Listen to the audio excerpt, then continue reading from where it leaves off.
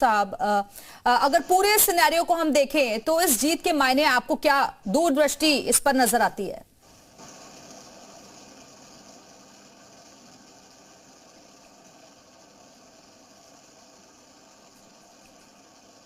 राव साहब, आवाज आ रही है आपको? जी हाँ जी, आ रही है। जी दिव्या जी, आ रही है आवाज? जी। राव साहब, इस पूरे सिनेरियो को आप देख रहे हैं तो क्या आपको आगे की तस्वीरें नजर आती है? इस जीत के मायने क्या निकाले? सिर्फ एक लोकसभा सीट जीतने से और एक विधानसभा सीट जीतने से इतनी जल्दी फैसला थोड़ी हो सकता है कि 400 सदस्यों वाली विधानसभा है, 80 सीटें लोकसभा की है, तो कुछ भी फोरकास्ट करना, भविष्यवाणी करना जल्दबाजी होगी। मुझे सिर्फ एक बात करनी दिव्या जरूरी है कि चुनाव में धांधली का जो आरोप लगा था लखनऊ दिल्ली में समाजवादी पार्टी ने, वो सुप्रीम कोर्ट तक के लोग गए थे। क्या आप स्टैंड अप इंडिया योजना के तहत 1 करोड़ का लोन लेकर अपना खुद का बिजनेस शुरू करना चाहते हैं? तो फ्रीडम ऐप को डाउनलोड करें और इसकी पूरी जानकारी अभी प्राप्त करें। कल गए थे सुप्रीम कोर्ट में, आज फैसला भी होने वाला सुप्रीम कोर्ट से कि चुनाव रद्द कर दिया जाए। लेकिन सुप्रीम कोर्ट का नहीं, चुनाव रोका नहीं जा सकता है। अब क्या कहेंगे जो जीते मैनपुरी में, क्या कहेंगे ये लोग? चुनाव बेईमानी भी, 3 लाख वोट बेईमानी से मिले हैं, तो ये भी तो गौर करने वाला पक्ष पहलू है दिव्या। लेकिन मुझे लगता है कि उपचुनाव हमेशा सरकार के खिलाफ जाता है। 1952 से मैं देख रहा हूँ, पहले चुनाव से लेके, और 72 से तो खासकर गुजरात में और यूपी में कोई सत्तारूढ़ पार्टी तो हारती है उपचुनाव में। मुझे तो आश्चर्य है कि रामपुर में लोग कैसे जीत गए बीजेपी। मैं तो सोचा वहां भी हार जाएगी। उपचुनाव में सरकार विरोधी वोट पड़ता है, ये नियम है, परंपरा है, प्रथा है हर चुनाव में भारत के। ठीक है राव साहब, क्योंकि आपने रामपुर का भी जिक्र कर दिया और वहां सबसे कम वोटिंग परसेंटेज रहा भी था, वहां आपको क्या कारण नजर आते हैं जिस वजह से बीजेपी को जीत मिल गई? क्या जिस बात का जिक्र आकाश सक्सेना कर रहे थे कि मुस्लिम लोगों ने बढ़ चढ़कर यहाँ पर बीजेपी को सपोर्ट किया और ये योगी फैक्टर का ये असर है जो कि काम कर गया? ना, मुझे तो नहीं लगता कि मुसलमान रामपुर के बीजेपी को वोट देंगे। ये अनुमान मेरे ख्याल से पूर्ण सत्य नहीं है। मुसलमान अभी भी समाजवादी पार्टी के साथ है, ये निश्चित है, और भारतीय जनता पार्टी को वोट दे ही नहीं सकते वो, ये भी स्पष्ट है। तो क्यों इस पर अनुमान लगाया जाए, आशंका व्यक्त की जाए, संभव नहीं। लेकिन वोटिंग जो मोबिलाइजेशन हुआ है रामपुर में, मुझे लगता है कि भारतीय जनता पार्टी ने काफी ताकत लगा दी।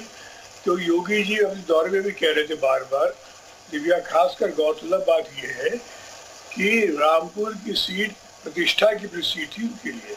भले ही वो मैनपुरी में मुलायम सिंह जी जीते हैं, उसकी आत्मा जीती है, और दूसरी जगह जो भी हो, लेकिन यहाँ तो रामपुर तो इनकी प्रतिष्ठा था। अगर रामपुर बीजेपी हार जाती तो मेरे ख्याल से 50% नुकसान तो पार्टी को हो जाता आने वाले चुनावों में।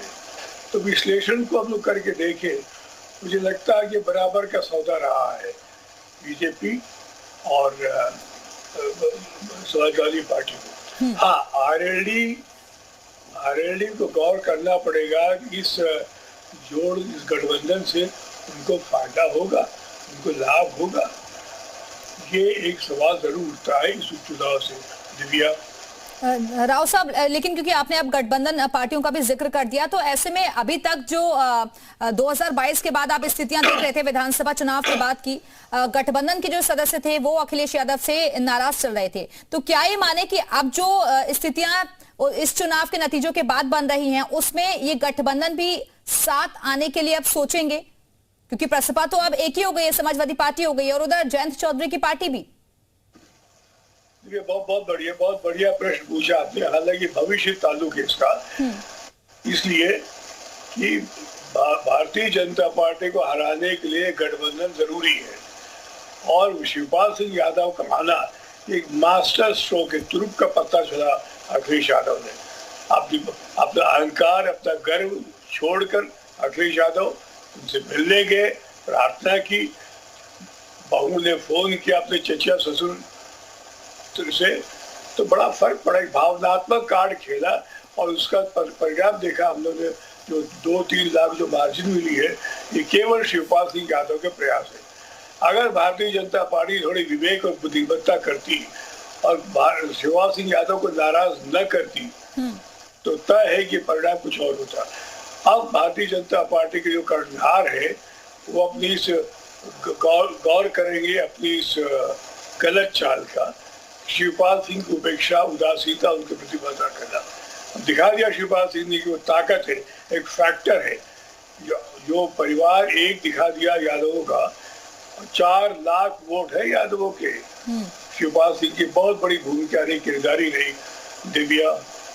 ठीक है, वापस आऊंगी राव साहब आपके पास। राजेश जी, क्योंकि रामपुर का जिक्र हम बार बार कर रहे हैं, लेकिन जो मेहनत आप लोगों ने रामपुर के लिए की, अगर वो शायद उसी हिसाब से मैनपुरी में भी करते, खतौली में भी करते, तो शायद वहां भी चुनाव जीत जाते। और शिवपाल यादव जी और पार्टी के नेता तो ये कह रहे हैं कि पुलिस प्रशासन का इतना जोर रहा, बीजेपी का इतना जोर रहा, अत्याचार भी हुआ, लेकिन फिर भी हम चुनाव जीत गए। देखिए, शिवपाल यादव जी हों या अखिलेश यादव जी हों, रामगोपाल यादव जी हों, ये सब झूठ बोलने वाली मशीन है। इनके पास कोई दूसरा काम नहीं है झूठ बोलने का। ये तो कहते थे कि मैनपुरी में हमको हरा दिया, प्रशासन ने यहाँ बूथ कैप्चर कर लिया, वहां पर ये लोगों को वोट नहीं डालने दे रहे हैं, अपने आप पुलिस वाले वोट डाल रहे हैं, कि प्रिसाइडिंग ऑफिसर वोट डाल रहे हैं। अब इनके झूठ बेनकाब हुए नहीं हुए? आप देखिए, निर्वाचन आयोग में जाकर के रामगोपाल यादव जी शिकायत कर रहे हैं। अब क्या होगा? अब यही चुनाव जीत गए। अब इस्तीफा दिलवा दें यदि धांधली हुई थी तो। भाई, इनका कहना था चुनाव में धांधली भारतीय जनता पार्टी ने की है, परिणाम आ गया इनके फेवर में। तो वो धांधली की करने की झूठा कौन है? प्रशासन झूठा या ये झूठे? आप देखिए ना, जिसके लिए ये कह रहे थे कि हम तो जीतेंगे नहीं यहाँ तो बीजेपी अरे तो रामपुर के लिए बोल रहे हैं ना राजेश जी, रामपुर के लिए बोल रहे हैं ना कि वहां तो भाई पुलिस प्रशासन ही जीत गया, पहले ही हार स्वीकार कर ली थी आसिम रजा ने। मीठा मीठा गप गप और कड़वा कड़वा थू थू, ऐसा हो जाएगा? मतलब ये प्रशासन मैनपुरी। क्या आप स्टैंड अप इंडिया योजना के तहत 1 करोड़ का लोन लेकर अपना खुद का बिजनेस शुरू करना चाहते हैं? तो फ्रीडम ऐप को डाउनलोड करें और इसकी पूरी जानकारी अभी प्राप्त करें।